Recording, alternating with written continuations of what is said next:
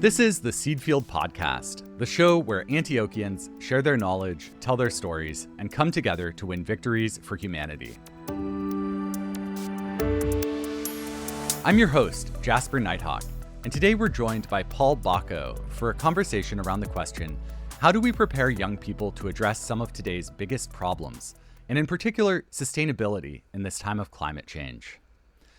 I've been really looking forward to this conversation, and I'm excited to have the chance to talk with someone who spent their career thinking about how best to educate students and run classrooms, especially around this big question. For anyone who's listening to this, I don't think this is going to be an abstract or an impersonal question. For myself, I spent 13 years in kindergarten through 12th grade classrooms, and in so many of these classes, we just worked from textbooks.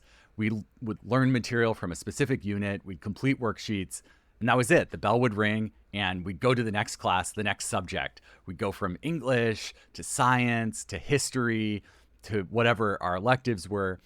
And there were these discrete places where we were expected to learn a set body of knowledge.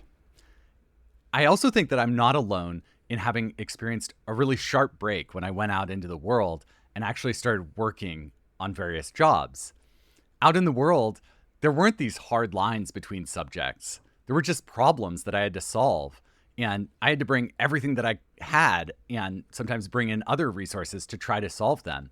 And this was true as a young person. I worked in construction, I worked in restaurants, I worked as a poetry teacher, and then eventually I found a career as a writer. And success in all of these jobs required different skills, but in none of them was it just like one discrete thing. It called on all of my capacities as a person, really. And it was quite a bit different from the skills required to be a straight-A student in a traditional classroom. This question of how we go about teaching students and preparing them for life in our world is, I think, a really deep and essential one when we're talking about education and when we're talking about the lifespan of citizens. And I think today, when our society is facing so many big and urgent problems, we absolutely should be re-examining the way that we teach. As I've dug into Paul Bacco's work, his writing, his course syllabi, I found it to be really fascinating. Paul is a longtime faculty member here at Antioch, teaching in the education programs at our New England campus, where he directs the Antioch Center for School Renewal and is also project manager of the Horatio Colony Nature Preserve. Paul's work often ties together environmental studies with education, with a distinct focus on sustainability education, which is so important as we face human-caused climate change. Alongside his teaching, Paul just completed a year ago another degree of his own, a PhD in teacher education and curriculum studies at the University of Massachusetts Amherst. His dissertation there tackled this exact question of how best can we teach students, especially around questions of sustainability. I liked that he took a quantitative approach to investigating the concept of problem-based education. We're going to talk about that specific term a little bit more in just a minute. But I'm really excited to talk with Paul about his work exploring how teachers can guide students to design solutions for real-world problems, and in the process, learn more about citizenship and advancing racial, social, economic, and environmental justice. So with that big introduction, welcome to the podcast, Paul. Thanks. It's great to be here, and what a thoughtful introduction. Well, hopefully it frames some of the questions that we're going to unpack, and you can gently correct me where I got things wrong. I'm excited to learn here. This is also an educational experience. Yeah, for me too. What a great attitude to bring to things. So I'll start with the question we always start with, which is, what is our positionality and where do we come to this conversation from? Especially as people listening can't see us, we're coming through their ears. So I'll start off. I would like for people to know that I'm white. I'm a cisgendered man. I'm not currently living with a disability. I have a college degree and an MFA, and I have stable housing and full-time work. Also, I think it's worth disclosing I'm not straight, but as a man married to a woman, I move through the world with a lot of straight privilege. Paul, could you, as much as you're comfortable, tell us what you're coming to this conversation from? Sure. I'm also a cisgender male. I don't have a disability. I'm very lucky to have full-time work. Yeah, it's something that, I continue to ponder and consider, but I walk this world, I navigate this world with a lot of privilege as a white male. And I'm working to be a good ally to everyone that I run into out there. Thank you for disclosing that. And I want to push a little bit beyond the demographic boxes too. I think that can be useful as a starting place. But I'm curious about your own path. Like, you've dedicated your career to training K-12 teachers and thinking critically about the ways that we go about teaching these students. So could you tell me a little bit more about how you came to this work, if there were any pivotal moments or experiences that led you down this path? Yeah, I think way back, I won't start in the crib, but going back to when I was a child, I spent a lot of time in the woods in northern New Hampshire. When camping, and that's what our family could do. We didn't do, resort vacations or whatever. And I'm actually happy about that. But that laid a foundation. So that's a pivotal period of my life that laid a foundation for being connected to nature. It took me through undergrad at the University of New Hampshire to realize I wanted to do some work in the environment. I didn't know what it was yet, but that was pivotal. I didn't know what I wanted to do during undergrad, really, but it took to the end of it. And about 2 years later, I applied to Antioch. I applied to Antioch, New England, and eventually got into the environmental ed program in the environmental studies department here in New England. What I'm really leading up to is the big pivotal moment is when I graduated in 1995 and I got a job at the Harris Center for Conservation Education nearby Keene, New Hampshire. And my job was a teacher naturalist. So I was going into schools and I was ideally working side by side with the classroom teacher to teach natural science. Sometimes the teacher was off doing other things and I was alone, which, was good learning. Yeah, depending on how the classroom dynamics were working, that can work or not work.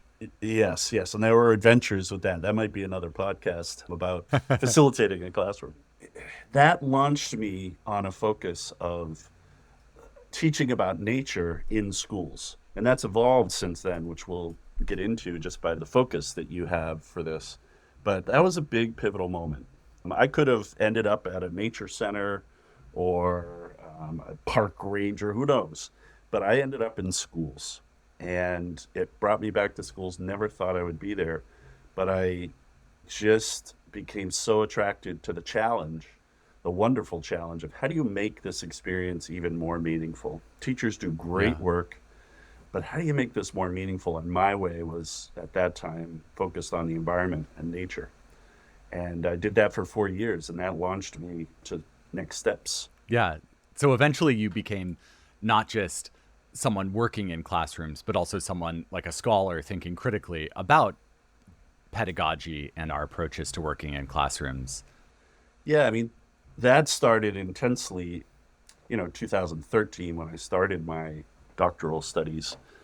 Those roots were there all the time. I spent 10 years at this campus, Antioch, New England, working for the Antioch, New England Institute.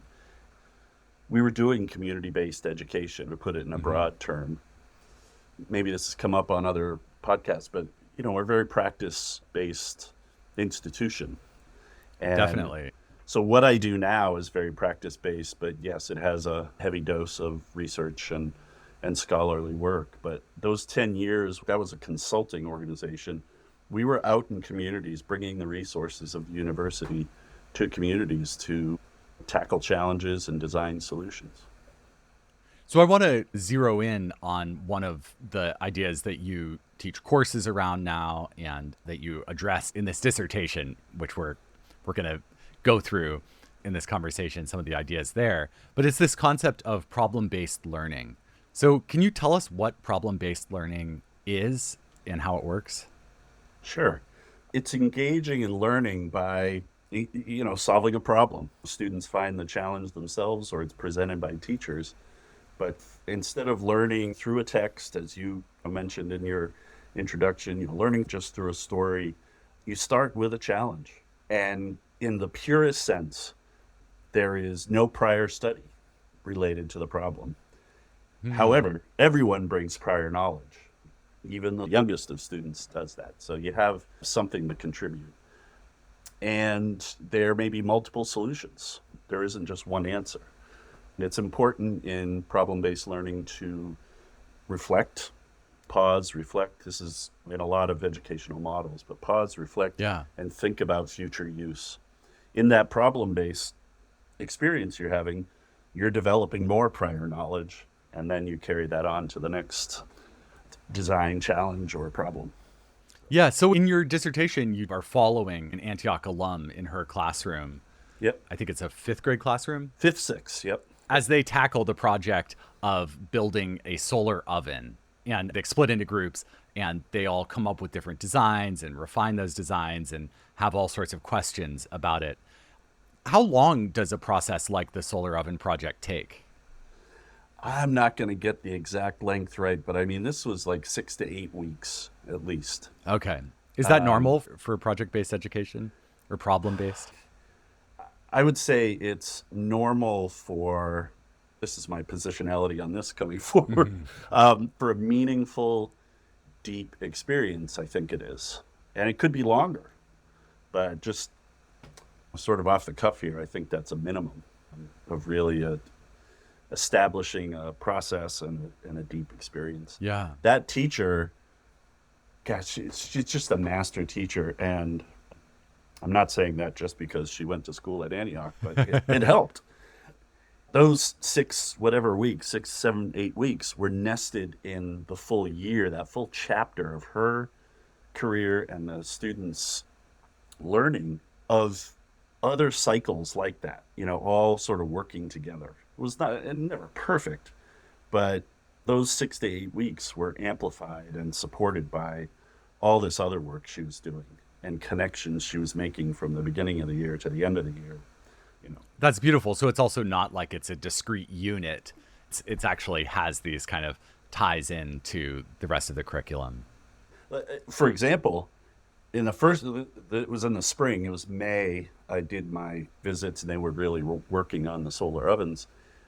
In the fall, they had gone through a similar process, read a book, I'm forgetting the title, but a book about a boy in Africa who built a windmill. So they actually built windmills. It was a smaller project. She didn't necessarily know she was going to do the solar oven project, but that was a project that built a foundation for the problem solving they did with the solar ovens. Yeah.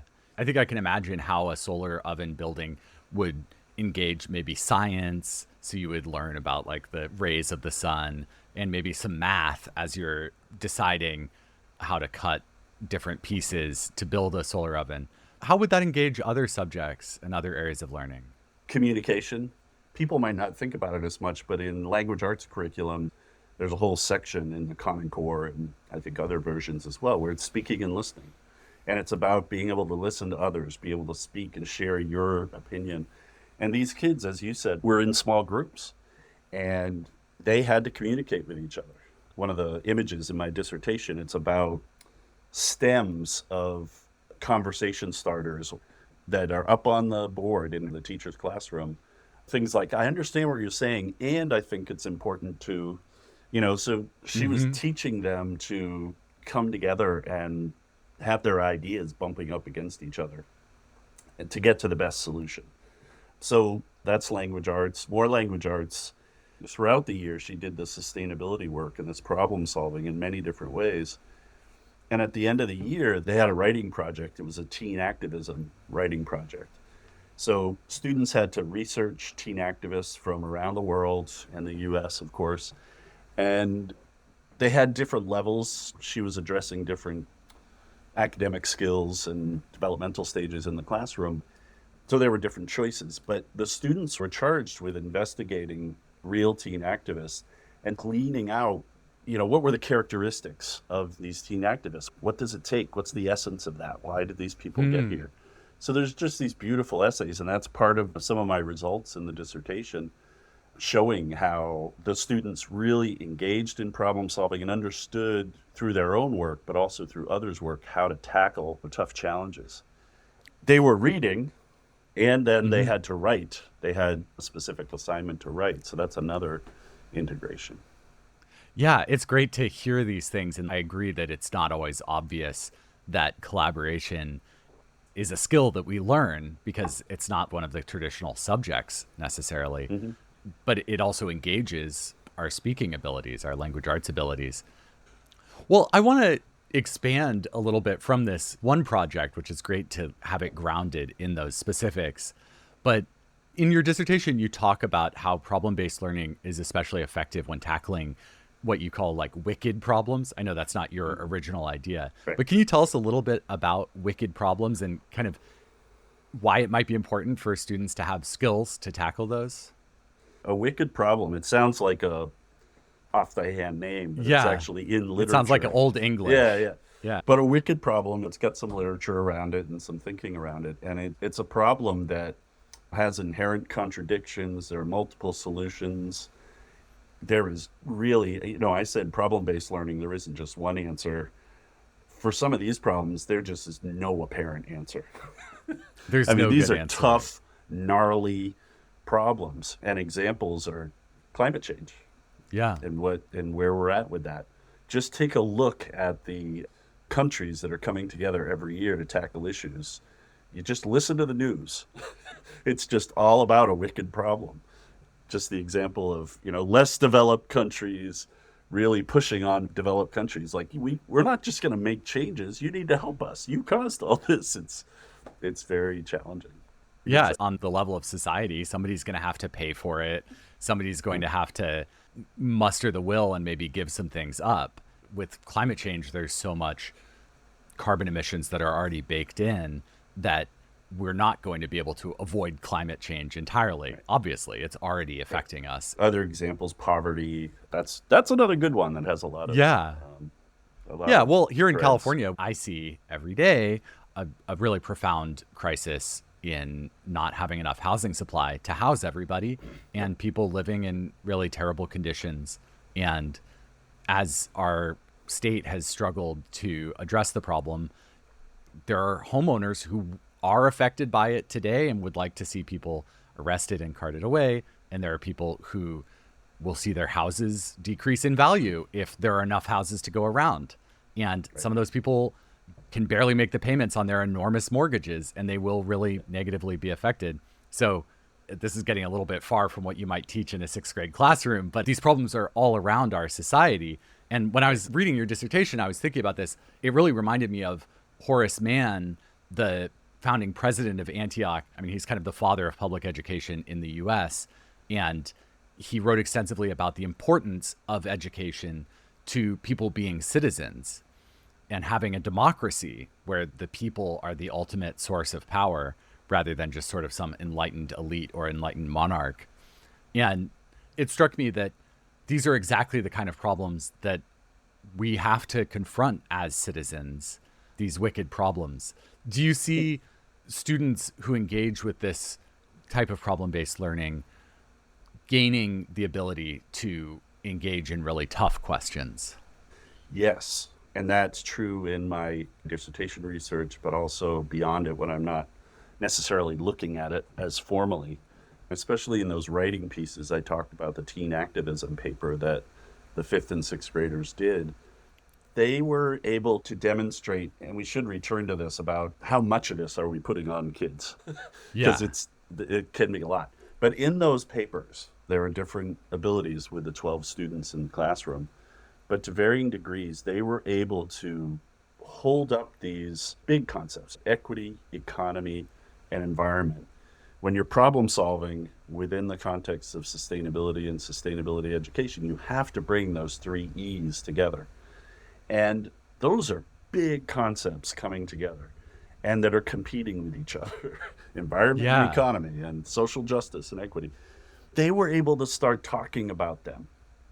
In my interviews as well is really where I asked about the 3 E's, but you saw it in their papers as well, where they're able to write about, well, this teen activist was focused on reducing electronic waste, and that takes money. So there's an environmental issue there, but then they brought in the economic issue. And then it was like, who's able to even have these electronic devices? Where's all this waste coming from? It may not be from a lower socioeconomic status. So I think I wrote about it as a nascent understanding of when you look at those 3 E's together, I think it can help you navigate the gnarly, wicked problem on some level and understand it as a system rather than there's just one solution.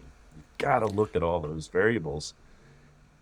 And it's really important. I don't want listeners to think that they probably get this from what Antioch is or who Antioch is, but these children were not engaged in the solar oven project and said, okay, if you solve this, you've got it all figured out. You've helped the world now and you've just solved it. You know, we're not advocates for laying these wicked problems on the laps of children. That's not going to do it.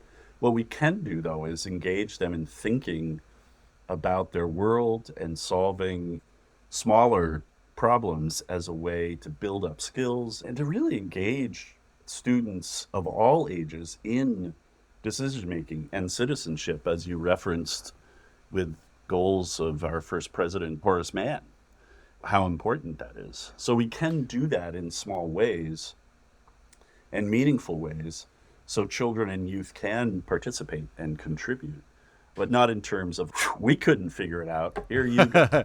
Here you go, Greta Thunberg. That's this right. is your problem That's now. right. I appreciate you pointing out that it's not right to be like, hey, kids, check it out. These problems are intractable and really scary, and you are responsible for solving them. But even if you don't do that, but you're doing this smaller thing, which is like, hey, let's spend 6 weeks and you really will be empowered to work on a solar oven project. I want to draw out the fact that students are empowered through this process. It's not just equipping students with knowledge, which I think is an older model of education, but it's also letting them use that knowledge and apply it to things that actually exist in the real world, and to feel what it's like to be an actor, not just to be like an observer. Is that right? Yeah, according to me, it is. I think it's really important. It makes learning engaging. And you know, one of the ways I write about this teacher is that they excited learning, using that as a verb. They really engaged with students and put challenges in front of them and guided them and supported them as well. But it excited them. I'm not using it in a simplistic way like, oh, that was exciting. But it excited something in them, and they were able to see how they could contribute. And they did in the moment. The solar ovens didn't necessarily go to someone and they could cook, but they were doing other things during the year that were more directly community-based. But they were engaged in reflection and, as I said, writing to consider their impact and others' impact of their age on the world. So they could start to see those pieces coming together. And it's just beautiful to see that growing understanding of these tough concepts that we as adults are challenged by. It's all through media. You could look at a lot of stories every day and how they're a wicked problem or that's problem solving. It's happening all the time. And it underpins a lot of the progressive models and social action models in our department and across the university that we promote. I want to talk specifically about sustainability and sustainability education, because that was one of the focuses of your dissertation and also is an emphasis of our education programs that you teach in. So can you tell me what the bigger concept of sustainability education is and why this should be a part of a K-12 education?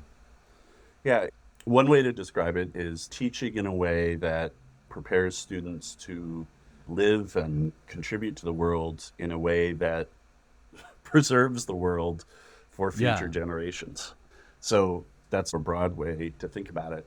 I mentioned this in another part of the interview here, but the other way to define it is teaching in a way that teaches lessons about how you reflect on and consider the 3 E's, economic, environmental, and equity issues as a way to make decisions and design solutions and face problems.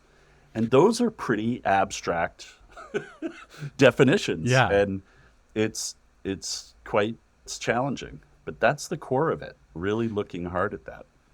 Can you tell me a little bit more about how equity comes into this? I think environmental is obviously part of environmental education. The economy, you can kind of understand how that would tie in, but where does equity come in? It's almost hard to extract it, right? When you consider an environmental problem, think about environmental justice. where is there environmental degradation? Maybe with a oil processing plant or whatever. Who's living nearby? Oh, it's Black people or lower socioeconomic group. Why are they right next to this environmentally unsound corporation or factory? So then there's an equity issue. Yeah. Why do they have And elevated incidence of asthma or all of these effects? And we'd see that not just here in Los Angeles, where the oil fields are right by Black neighborhoods, but all across the U.S., that right. marginalized people are often bearing the brunt. They live in what is sometimes called sacrifice zones. Right. Yep. So that's a big way that equity comes into it. And some of the measures that I used and some Swedish colleagues use about equity is tapping into, well, what are students thinking about as they learn about these issues?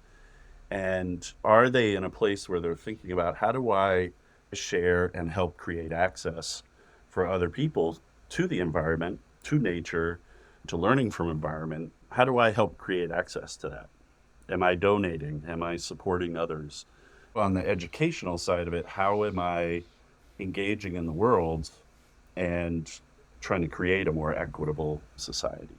I want to bring back in the idea of problem-based education and see, when we have this problem-based learning, we're doing these big projects and they're based around kind of a sustainability education model where we're emphasizing the environment, economy, and equity all equally. And I'm wondering if you could draw a little bit of a contrast between this approach and a more standard environmental science curriculum. So it's also sort of hard. I'm thinking about my colleagues, environmental studies. I mean, their environmental science teaching and teaching of folks who will be teachers is very holistic. But Yeah. the contrast is with outside of Antioch. There's great work going on outside of Antioch as well. But when you think about the level of testing in states, Massachusetts, where I actually live, just increased the level of test scores you need to have to be able to graduate high school. And that goes for all the subjects. So what does that mean? It means that likely, instead of engaging in problems, real world problems, where each year a classroom might go out and help a local organization solve a problem and it's rooted in science, they're more inside in a textbook, hopefully doing labs like I did in science classes. But that's an okay context. You can definitely learn concepts, but it's much more engaging out in the community. So I think the contrast is similar to what you laid out in your introduction. It's you're in a textbook, you're in seats primarily. Your classroom is the four walls. And contrast is, well, wait a minute, there are scientific challenges going on right outside all the time. There's a classic example from Littleton, New Hampshire, that some of my colleagues worked on, where science students looked at how can we utilize the surplus heat coming from one of the buildings. How could we use that so that we're not wasting it? And they were pondering an idea. I forget if they ever did it, but the students came up with an idea to pump some of that heat to underneath sidewalks so you wouldn't have to shovel. So you could read about that maybe being done in Europe somewhere or maybe in the United States somewhere and learn from it. But these students were engaged in a problem. How do we keep this a safe walking area, cut down on how much workers have to shovel, or innovative solutions like that? You start to think about the shape of your world. That reminds me of when I was in high school. I took an environmental science class, but one of the things that shaped how I later would relate with the world in my own activism is that there was a proposal to put a skate park on a kind of empty parcel next to the school. And there was a lot of opposition from neighbors. And I ended up going to the school board meeting and speaking in favor of the skate park. Ultimately, it didn't get built. There was one built in a different location. It kind of worked out all right. But that actual real world thing of going and hearing all the different people speaking and what was going into this decision and actually having to pull my own thoughts together and speak my speech was really empowering and something that stayed with me. And I could draw against that as a real experience that I had. And nobody put me up to that, but it was a great moment in my own kind of arrival as somebody who didn't just read about things, but also did things. Yeah. What you make me think about is assessment. Because what you just talked about, it's like, I want to talk to teachers about, you know what? Evaluate that. Evaluate what Jasper did when he brought all his thoughts together. Maybe you wrote it down. Maybe it was on a napkin. I don't know. But you wrote it down or you had it in your head. You were able to express it. Maybe there's a video of you doing that. It doesn't make it easy to assess because maybe students in your class are doing many different things. But that can be assessed. So the contrast is writing in little blue books or filling in ovals potentially to demonstrate your understanding of environmental science. It's not necessarily either or, it's both and, but boy, to be able to read about initiatives, to see what's happening in other countries and other parts of our country, and then to actually engage in it, getting out in the community and speaking and presenting something to a board or to the Conservation Commission. And a lot of teachers are open to this. It's harder to implement, but upping teachers' ability to assess that kind of work. Like, what you did is gold in so many ways, and it's really challenging to look at and to understand. Maybe, I don't know if this happened, but maybe you had 4 or 5 friends who did that as well, and you all spoke, and okay, I got 5 of my students from the class, and I could evaluate that. But maybe they're doing many different things. There are models of this, but it's challenging. It's a lot of work. Yeah, evaluation would have been nice. Like it also would have been nice just to have an opportunity for reflection. What did you say? How did that feel? Was that the most effective way? What are you doing after this? It kind of felt like it disappeared. I think I was quoted in the town newspaper, which was cool. But I think, you brought up this thing of there are many teachers who are interested and open to these things. And I think it's worth just putting a little asterisk and saying the last 3 years have been incredibly hard for teachers in this country. Mm-hmm. And so many teachers are operating under a million constraints. And I don't want any of this to come off as us criticizing the classroom teachers who are out there kind of in the trenches working right now. I think that's worth just saying. Definitely worth saying, and it might sound trite or something, but teachers are my favorite people. They work so hard, and there were a million things, and it was challenging before the pandemic, and much more now with these gnarly problems like COVID, or wicked problem like COVID, and the triple-demic now. But there have always been really challenging factors impacting teachers' lives, and therefore students' lives, and they work so hard. So they are doing incredible work, and you can't underestimate the power of the system. Sounds a little, it's the system, man, but it is a system of accountability, and many, many years now since the 80s of big federal public school legislation that really constricts what you can do.